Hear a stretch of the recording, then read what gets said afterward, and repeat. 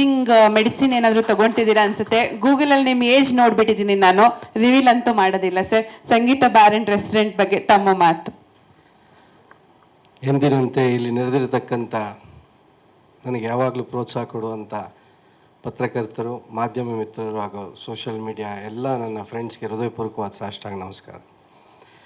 Madam green sari ಉಟ್ಕೊಂಡು ಎಲ್ಲರ ಮಾತಿನ ಹೊರೆ ನೀವೇ ಇಟ್ಕೊಂಡು ಹೊರೆ ಹೊತ್ತ ಮಹಿಳೆ ಆಗ್ಬಿಟ್ಟಿದ್ದೀರಾ. ಸಂತೋಷ ಆಯಿತು, ಥ್ಯಾಂಕ್ ಯು.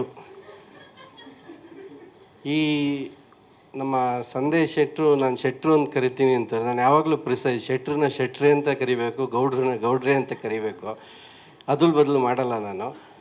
ಸೊ ಈ ಚಿತ್ರದ ಕತೆ ಕೇಳಿದಾಗ ನನಗೂ ಒಂದೊಂದು ಹೊಸ ಹೊಸ ಚಿತ್ರಗಳು ಬಂದಾಗಲೂ ಕೂಡ ನನಗೆ ಭಾಳಷ್ಟು ಪಿಕ್ಚರ್ಗಳು ಬಂದರೂ ನನ್ನ ಕತೆ ಕೇಳಿ ನನಗೆ ಇಷ್ಟಪಟ್ಟು ಯಾವ್ದಾದ್ರು ನನಗೇನಾದ್ರು ಖುಷಿ ಕೊಡುವಂಥದ್ದಿದ್ದರೆ ನಾನು ಖಂಡಿತವಾಗ್ಲೂ ಮಾಡ್ತೀನಿ. ಅಂಥ ಒಂದು ಪಾತ್ರ ಇದರಲ್ಲಿ ಕೊಟ್ಟಿದ್ದಾರೆ. ಬಟ್ ಅದರಲ್ಲಿ ಅರ್ಧ ತಲೆಯೆಲ್ಲ ಬೋಳ್ಸು ಅಂತಂದರು, ಕಂಟಿನ್ಯೂಟಿ ತುಂಬ ಇದೆ. ಹಂಗಾಗಿ ಅದಲ್ಲದೆ ವಿಗ್ಗಳು ಅಡ್ಜಸ್ಟ್ ಮಾಡ್ಕೊಂಡು ಮಾಡ್ತಾರೆ. ನಮ್ಮ ನಿರ್ಮಾಪಕರು ಅವರು ಹೊಸಬ್ರಲ್ಲದೆ ಇದ್ರೂ ಕೂಡ ಅವರು ಈ ಚಿತ್ರದಲ್ಲಿ ಪ್ರತಿಯೊಂದು ಡಿಸ್ಕಷನಲ್ಲೂ ಇರೋದ್ರಿಂದ ಅವ್ರಿಗೆ ಆಗು ಹೋಗುಗಳೆಲ್ಲ ಗೊತ್ತಿದೆ. ಮತ್ತು ವಿಶೇಷವಾಗಿ ಈ ಚಿತ್ರ ನನಗೆ ಎಲ್ಲೋ ಒಂದು ಕಡೆ ಮಾಡಿಲ್ಲದೆ ಇರೋವಂಥ ಪಾತ್ರ ಇದು. ಸೊ ಹಾಗಾಗಿ 2 ಶೇಡ್ ಇದೆ. 2 ಪಾತ್ರ ಇದ್ದರೂ ಒಂದೇ ಪೇಮೆಂಟು. ಬಟ್ ನಾನು ಅದನ್ನು ಸಂತೋಷದಿಂದ ಮಾಡ್ತಾಯಿದ್ದೀನಿ. Thank you very much. Sir, 1 ನಿಮಿಷ, ಏನಾದರೂ ಪ್ರಶ್ನೆಗಳಿದೆಯಾ ಬೇರೆ ಮಾಧ್ಯಮದವ್ರದ್ದು? ಯೂಶಲಾಗಿ ಚೌಲ್ಟ್ರಿಯಲ್ಲಿ ಎಲೆ ಎತ್ತಬೇಕಾದ್ರೆ ಲಾಸ್ಟ್ ಹೋದಂಗೆ ನಾನು ಬಂದಿದ್ದೀನಿ ಸರ್. 1 ನಿಮಿಷ ಇಲ್ಲಿರಿ. ಡೈರೆಕ್ಟ್ರೆ ಸಂದೇಶ್ ಶೆಟ್ರು ದಯಮಾಡಿ ವೇದಿಕೆಗೆ ಬನ್ನಿ ಸರ್. ನಿಮ್ದಾದ್ಮೇಲೆ ಅವ್ರದ್ದು ಫೈನಲ್ ಟಚ್ ಇದೆ, ನೀವು ಲಾಸ್ಟ್ ಇಲ್ಲ ಸರ್. ಇಲ್ಲ, ಇವ್ರ ಬಗ್ಗೆ ಹೇಳ್ಬೇಕು. ಇವಾಗ ಹತ್ರ ಬಂದಿದ್ದಕ್ಕೆ ಹೇಳಲೇಬೇಕು. ವಿ ಸೋಮಶೇಖರ್ ಅವ್ರನ್ನ ನೋಡಿದ್ದೀನಿ, ವೈಟ್ ಆ್ಯಂಡ್ ವೈಟ್ ಹಾಕೋರು.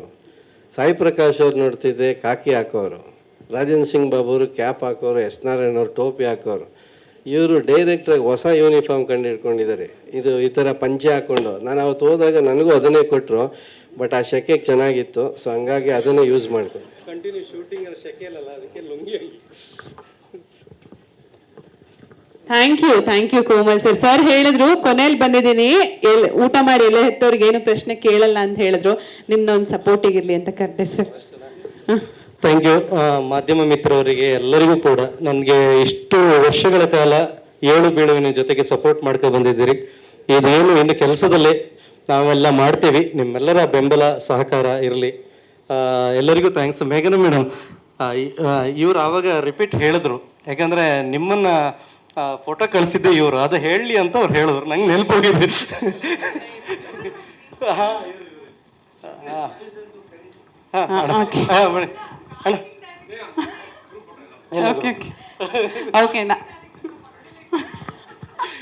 ಅದು ಈಗ ನೆನಪಾಯ್ತು. ಅಣ್ಣ ಬನ್ನಿ. ಒಂದು ಗ್ರೂಪ್ ಪಿಕ್ಚರ್ ತಗೊಂಡು